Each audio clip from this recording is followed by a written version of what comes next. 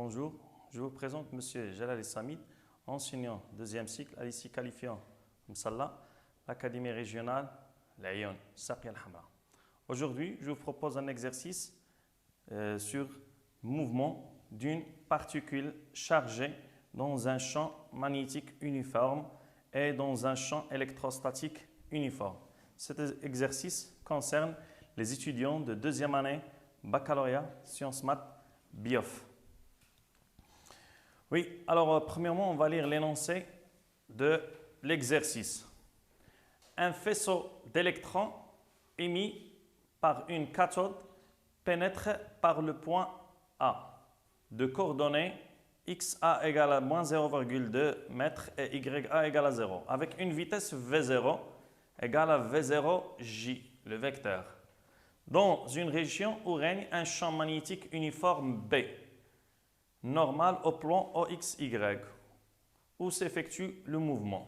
L'électron quitte le champ magnétique en C avec une vitesse Vc pour aborder une zone où règne un champ électrostatique uniforme E pour en sortir du point D de coordonnées YD égale à 0, XD égale à 0,2 m avec une vitesse VD.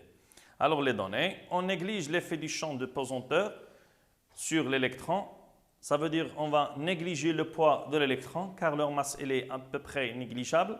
L'électron c'est moins E, la charge de l'électron c'est moins E moins 1,6 moins 19. La vitesse initiale V0 c'est 10 à la puissance 7 mètres seconde moins 1. La masse de l'électron c'est M égale à 9,1 10 à la puissance moins 31. Les directions de V0 et celles de VC font l'angle pi sur 2 radian, repère de OIG orthonormé. Alors la figure c'est comme ça. Alors l'électron entre avec une vitesse V0.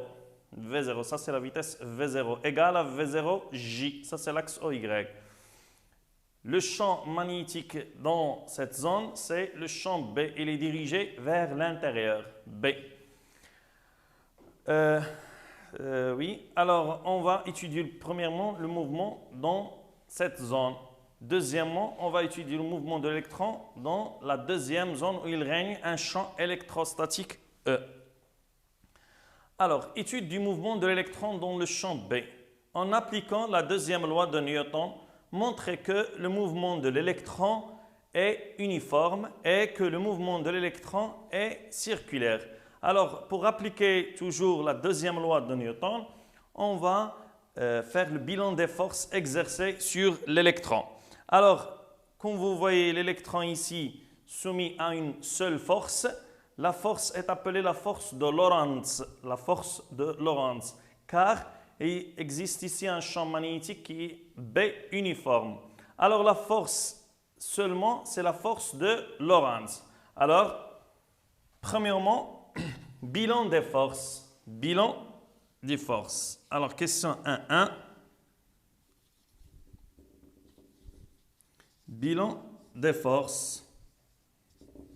Alors, on appelle F force de Lorentz. O est appelée la force magnétique. On néglige le poids de l'électron. Alors, d'après la deuxième loi de Newton,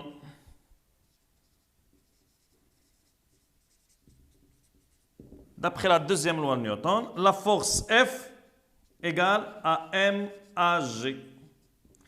L'expression de la force F, comme vous savez, c'est Q fois V vectoriel B, le produit vectoriel. Q c'est la charge de l'électron, V c'est la vitesse, vectoriel B égale à MAG, la MA. Alors, d'après cette relation, l'accélération AG égale quoi? C'est Q sur M, V vectoriel B. Q sur M, V vectoriel B. Alors, d'après cette expression vectorielle, et comme vous voyez en mathématiques, que le vecteur AG elle est perpendiculaire à V et perpendiculaire en même temps au vecteur B. AG est perpendiculaire à V et perpendiculaire à B. AG est perpendiculaire à V. Ça veut dire que quoi? L'accélération elle est perpendiculaire à la vitesse V. Ça veut dire que AT, l'accélération dans la base de frein, l'accélération tangentielle AT égale à 0. C'est-à-dire que d de V sur d de t égale à 0. Alors, puisque la vitesse, la dérivée de la vitesse égale à 0, alors d'où la vitesse reste constante. Alors, le mouvement de l'électron dans la partie où il y a un champ magnétique B est un mouvement uniforme. Mouvement uniforme. Alors, mouvement uniforme. Alors, maintenant, on va représenter la force F ici. On va représenter la force F ici au point A. L'électron entre avec une vitesse V0. On va représenter la force F. Alors, pour représenter la force F, il faut utiliser la méthode de la main droite. La méthode de la main droite. Alors, la charge de l'électron, elle est négative.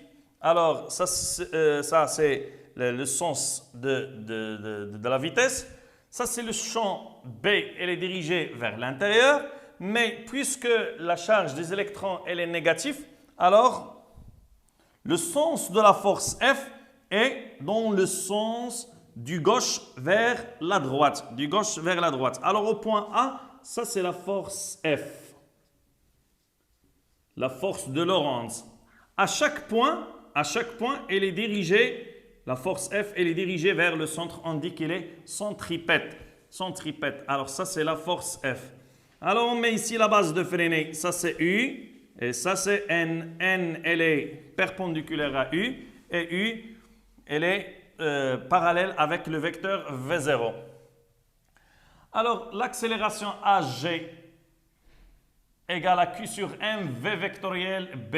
Alors, puisque l'accélération AT égale à 0, alors l'accélération, elle est normale dans ce cas. Ça veut dire qu'elle est aussi l'accélération, elle est centripète. Alors, on a AG égale Q sur M fois V vectoriel B. Alors, AN, l'accélération, elle est centripète. AN, c'est la normale, c'est la valeur absolue de Q sur M fois V fois B fois sinus de l'angle entre V et B. L'angle entre V et B. Alors ça c'est la vitesse V0 et B elle est dirigée vers l'intérieur. Alors l'angle qui est entre V et B c'est pi sur 2. Alors pi sur 2, sinus de pi sur 2 c'est 1. Alors AN c'est combien? C'est V au carré sur ρ. ρ c'est le rayon de courbure égale la valeur absolue de Q c'est E puisque c'est un électron, la charge c'est moins E, alors la valeur absolue c'est E sur M fois V fois B. Alors nous pouvons simplifier V avec V, alors ρ égale, c'est M fois V sur E fois B. Alors le rayon de courbure reste constant. La masse de l'électron, c'est constant. La vitesse est constante. Le champ magnétique, elle est uniforme alors que leur intensité aussi est constante B. Alors E est constante et B est constante. Alors le rayon de courbure, elle est constante. Constante. Alors la nature de trajectoire de l'électron dans le champ magnétique B, puisque le rayon de courbure reste constant, alors mouvement circulaire. Alors nous, on doit montrer que le mouvement de l'électron est circulaire. Alors, le mouvement de l'électron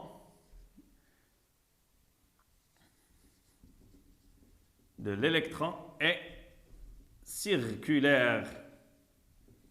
Circulaire, uniforme aussi, ça veut dire que la vitesse reste constante. C'est même vitesse V0 qui entre à partir du point A, même vitesse au point C. c'est la même vitesse au cours de cette trajectoire. Alors la trajectoire est circulaire de rayon mv sur E fois B. La question 1.2. Donnez l'expression du rayon R du trajectoire de l'électron. Le rayon R. Alors la question 1.2.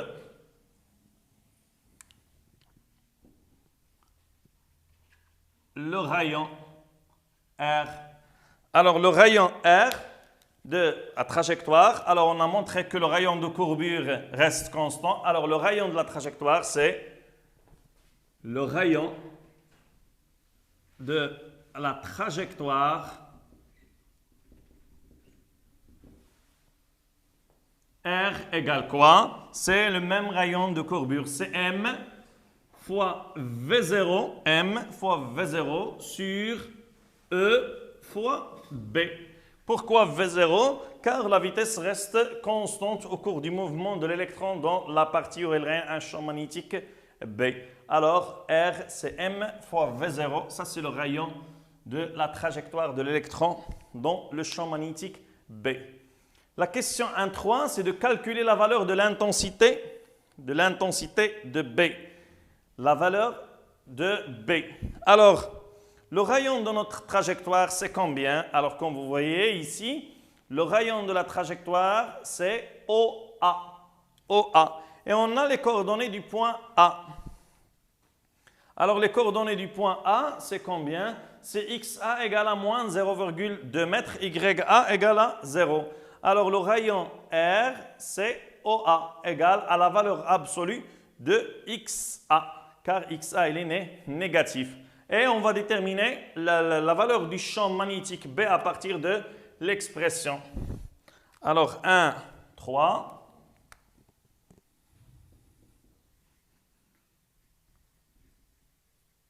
Le champ B. Alors, la valeur de l'intensité du champ B. Alors, on a R, le rayon R, égale quoi? C'est la valeur absolue de XA.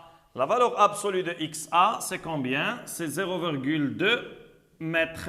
Ça, c'est la valeur du rayon. Et on va déterminer la valeur du champ magnétique B à partir de cette expression. Et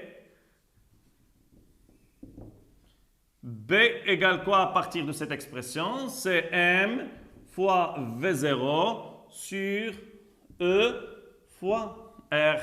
M fois V0 sur E fois R. Application numérique, B égale, la masse de l'électron, c'est 9,1 10 à la puissance moins 31 kg. Alors, toutes les unités doivent être en système international. La vitesse V0, c'est 10 à la puissance 7 mètres par seconde. La charge de l'électron, c'est 1,6 10 à la puissance moins 19.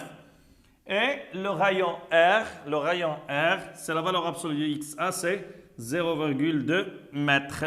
Alors, toutes les valeurs doivent être en système international. Alors, la valeur de B, c'est 2,84 10 à la puissance moins 4. Alors, l'unité du champ magnétique B, c'est Tesla. Alors, à peu près, c'est 0,284 millitesla. Alors, c'est 2,84 10 moins 4 Tesla. Alors, ça, c'est la valeur du champ magnétique B. Alors, à partir de l'expression du rayon, nous pouvons déterminer la valeur de B. Alors, nous pouvons déterminer la masse, nous pouvons déterminer V0, etc. Alors, à partir de l'expression, vous pouvez déterminer plusieurs valeurs. Oui, la question 1.4. La durée, déterminer la durée delta T1 du mouvement de l'électron dans cette zone. Alors, on va déterminer la durée. La durée ici, la durée du mouvement. Ça veut dire qu'à partir du point A jusqu'à le point C. Alors, puisque le mouvement elle est uniforme, ça veut dire que la vitesse est constante du point A et jusqu'à le point C. Alors, nous pouvons utiliser la relation de la vitesse, c'est la distance parcourue sur la durée delta T. Alors, puisque le mouvement est circulaire, Alors la question 1.4 est circulaire uniforme. Alors question 1.4. La durée delta T1. On a le mouvement est circulaire uniforme. Le mouvement est circulaire uniforme.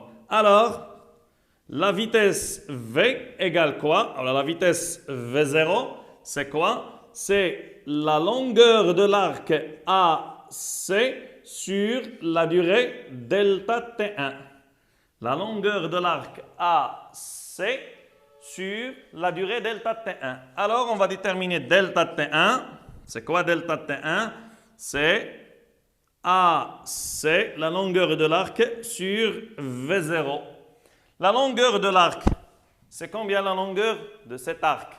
Alors, comme vous voyez, l'angle ici entre la droite OA et la droite OC, c'est l'angle pi sur 2, c'est 90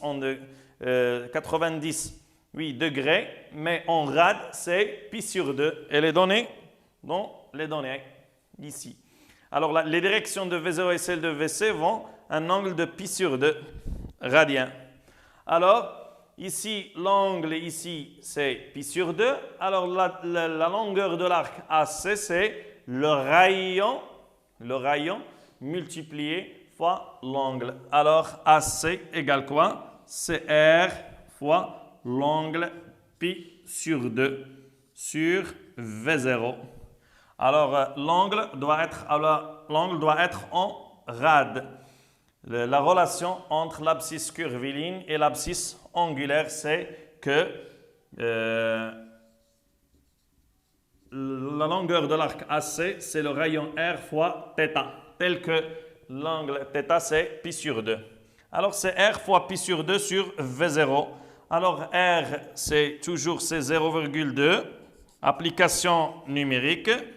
Delta T1 fois pi sur 2 sur V0, c'est 10 à la puissance 7. Alors, nous pouvons utiliser votre calculatrice et vous trouvez la valeur de 3,14 10 à la puissance moins 8 secondes. Alors, la durée de l'électron entre le point A et le point C, c'est 3,14 10 à la puissance moins 8 secondes. Alors, on passe à la deuxième partie. Alors, maintenant, l'électron atteint le point C avec une vitesse V0. Le vecteur VC effectue un angle de 90, alors pi sur 2 avec l'axe OY. Alors maintenant, l'électron entre dans la partie où il règne un champ magnétique, un champ électrostatique E. Alors, étude du mouvement de l'électron dans le champ E. On prend comme origine des dates t égale à 0, l'instant d'arrivée de l'électron au point C. Alors, on va prendre que le point C, c'est comme origine des dates, c'est l'instant t égale à 0. Oui, la question c'est quoi? La question de 1. En appliquant la deuxième loi de Newton, c'est toujours la deuxième loi de Newton, établir les équations horaires x de t et y de t du mouvement de l'électron et déduire l'équation de la trajectoire dans le repère OIJ. Alors, on va appliquer la deuxième loi de Newton sur l'électron dans la partie où il règne un champ électrostatique E. Alors, puisque l'électron est soumis seulement à une force, la force ici est appelée la force électrostatique exercée sur l'électron. Alors, la force électrostatique, c'est la force F, ou la FE. Alors, la question de 1, deuxième loi de Newton. Alors, premièrement, bilan des forces. Bilan des forces, c'est la force FE, force électrostatique. Alors, comme vous savez que FE égale combien? C'est Q fois E. Alors, la direction et le sens de F, c'est même direction de E. Et pour le sens, c'est le sens inverse. Pourquoi? Car Q, elle est négative. La charge Q, elle est négative. Cette charge Q, elle est négative. Alors, le sens de FE est dans le sens inverse de E. Alors, le sens de FE est dans ce sens. Alors, on va dessiner ici. Ça, c'est la vitesse VC. Alors, l'électron entre dans une partie où il y a un champ magnétique, un champ électrostatique E. Alors, la force FE est dans le sens inverse, car la charge Q de l'électron, elle est négative. Alors, ça, c'est l'axe OY, ça, c'est l'axe des X. Alors, deuxième loi de Newton. Maintenant, on va appliquer la deuxième loi de Newton.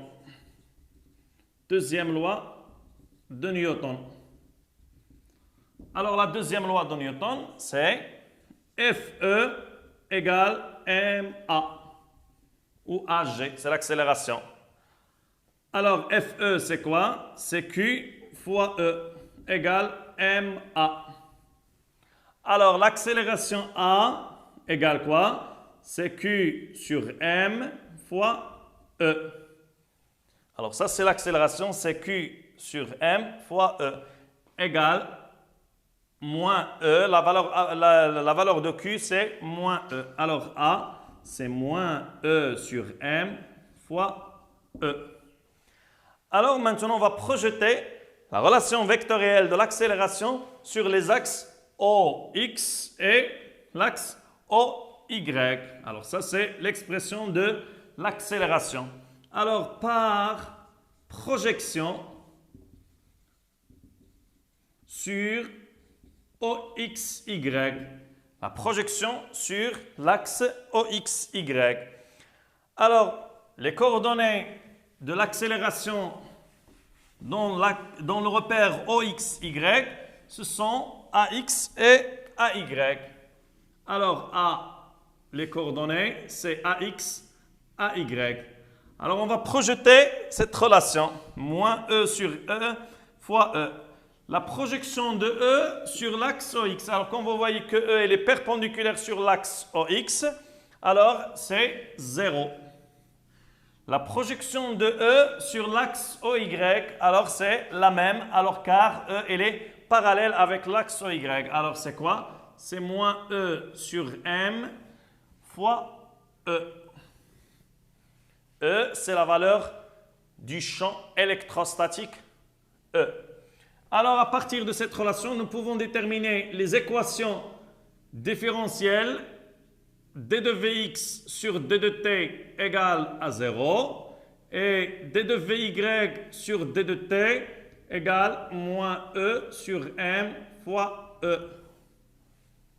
D de Vx sur d de t égale à 0, alors ce sont appelées les équations différentielles vérifiées par les coordonnées Vx et Vy. Alors, par primitive ou par intégrale, puisque d de Vx sur d de t égale à 0, alors Vx égale à une constante C1. Et Vy égale quoi? C'est moins E, la primitive de moins E sur M fois E, c'est moins E fois E sur M fois T, plus une constante C2. Alors, C1 et C2, on la détermine en utilisant les conditions initiales. Les conditions initiales de quoi? De la vitesse. Alors, le point C, c'est comme origine des dates. La vitesse au point C, c'est VC. Et la vitesse VC, c'est la même vitesse V0. Pourquoi? Car le mouvement ici est un mouvement qui est uniforme. Mouvement uniforme. Ça veut dire que la vitesse reste constante. Alors, c'est quoi C1? C'est les coordonnées du vecteur VC sur les axes OX et les axes OY. Alors VCX égale combien? C'est VC. Et VC, c'est combien? C'est V0. C'est la valeur de la vitesse V0, car le mouvement il est uniforme. Dans la partie où il règne un champ magnétique B. Et C2. C2, aussi, c'est VCY. La projection de VC sur l'axe Y est nulle, car VC est perpendiculaire sur l'axe Y, alors égale à 0. Alors la constante C1 et la constante C2 sont déterminées par les conditions initiales. Alors, Vx égale à V0 et Vy égale à moins E sur M fois E fois T plus la constante C2, c'est 0. Alors ça, ce sont les équations horaires de vitesse. Les équations horaires de vitesse. Alors, nous, on vous demande les équations horaires du mouvement x de t, y de t. Vx, c'est d de x sur d de t, égale à v0. Vy, c'est d de y sur d de t, égale moins e fois e sur m fois t. Alors, même chose, la deuxième primitive. Alors, x de t, c'est quoi? C'est V0 fois T plus X0. X0, là, plus une constante. La constante, elle est déterminée par les conditions initiales du point C. Alors, c'est X0, c'est XC. Y de T, même chose. La primitive de moins E sur M fois T, c'est moins E sur 2M fois T au carré plus Y0. X0 et Y0 sont déterminés par les conditions initiales du point C.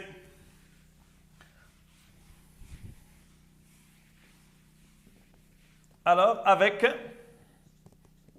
X0, c'est combien? C'est XC. XC, le point C, XC égale à 0.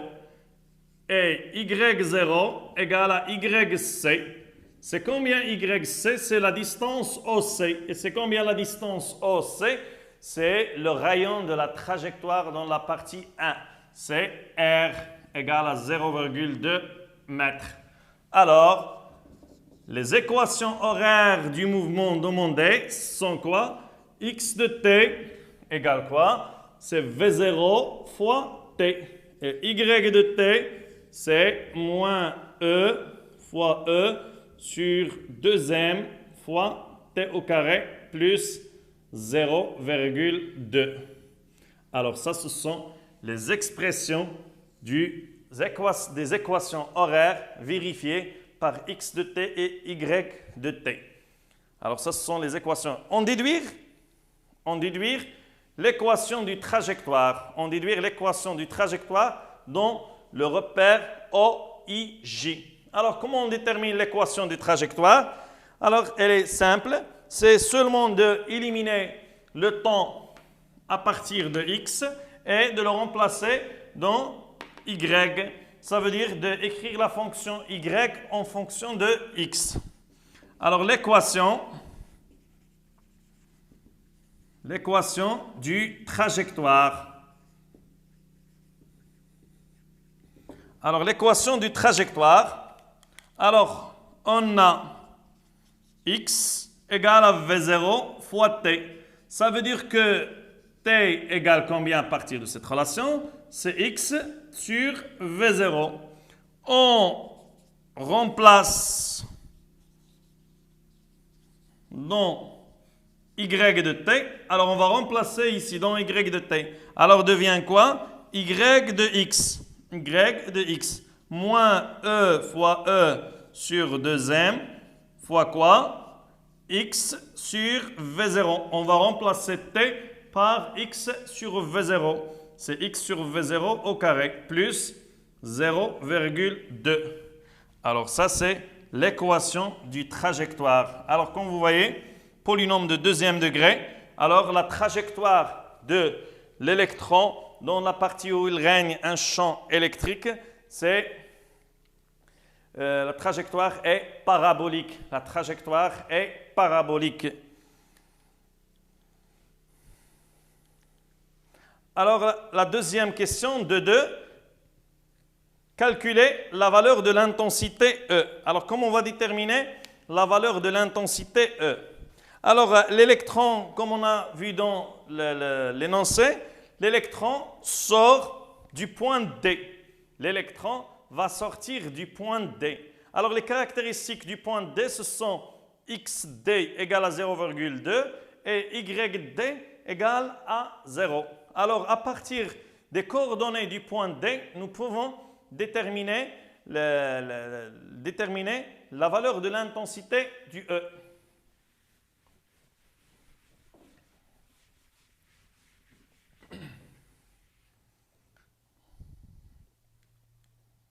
Alors, la question de 2. Au point D. Alors, au point D, on a XD égale à 0,2 mètres et YD égale à 0. Ce sont les coordonnées du point D. Alors, on va remplacer dans l'équation du trajectoire. On va remplacer dans l'équation du trajectoire. Alors, moins E sur 2m fois XD sur V0 au carré plus 0,2 égale à 0. Alors ça c'est Y. On va remplacer X par XD. Nous on cherche sur E. Alors E fois E XD au carré sur V0 2m fois V0 au carré égale à 0,2. Alors la valeur de E égale quoi? C'est 2m V0 au carré fois 0,2 sur E fois XD au carré. Alors la valeur de E égale 2, application numérique, M c'est 9,1 10 à la puissance moins 31, V0 10 à la puissance 7 au carré fois 0,2 sur E, la charge de l'électron, elle est donnée, c'est 1,6 10 à la puissance moins 19. Et la valeur de XD, elle est donnée dans l'énoncé aussi, c'est 0,2 au carré. Alors nous pouvons simplifier ici et en utilisant calculatrice, vous pouvez trouver la valeur de E, c'est 5687,05 newton par coulomb ou volt par mètre. Alors ça c'est la valeur de l'intensité du champ E. Alors à partir du coordonnées du point D et en utilisant l'équation du trajectoire, vous pouvez déterminer la valeur de l'intensité du E, du champ électrostatique E. La dernière question de 3. Déterminer la valeur delta T2 du mouvement de l'électron dans cette zone. La durée delta T à partir du point C. À partir du point C jusqu'à l'électron sort du point D. Alors c'est combien cette durée? Alors c'est la même chose en utilisant seulement les équations horaires. Alors on a XD égale combien? XD égale à 0,2 mètres.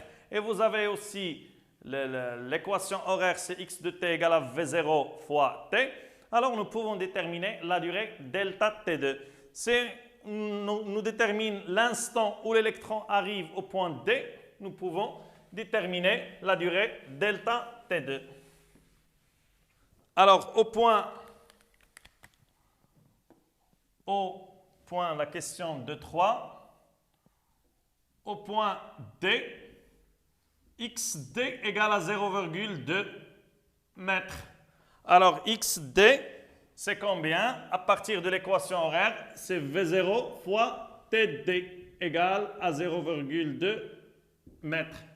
Alors TD, c'est 0,2 sur V0. 0,2 sur V0. TD égale à 0,2 sur 10 à la puissance 7. Alors, c'est 2, 10 à la puissance moins 8 secondes.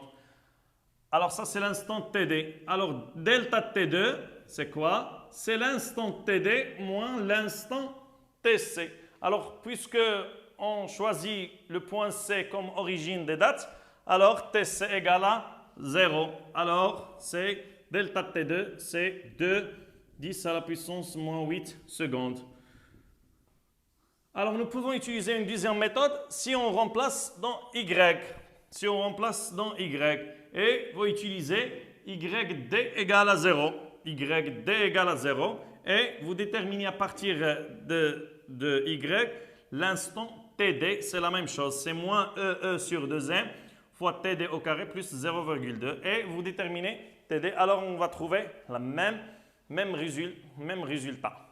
Alors, comme ça, on a traité notre exercice sur l'étude du mouvement dans un champ magnétique et dans un champ électrostatique. Et merci pour votre attention. À la prochaine fois, Inch'Allah.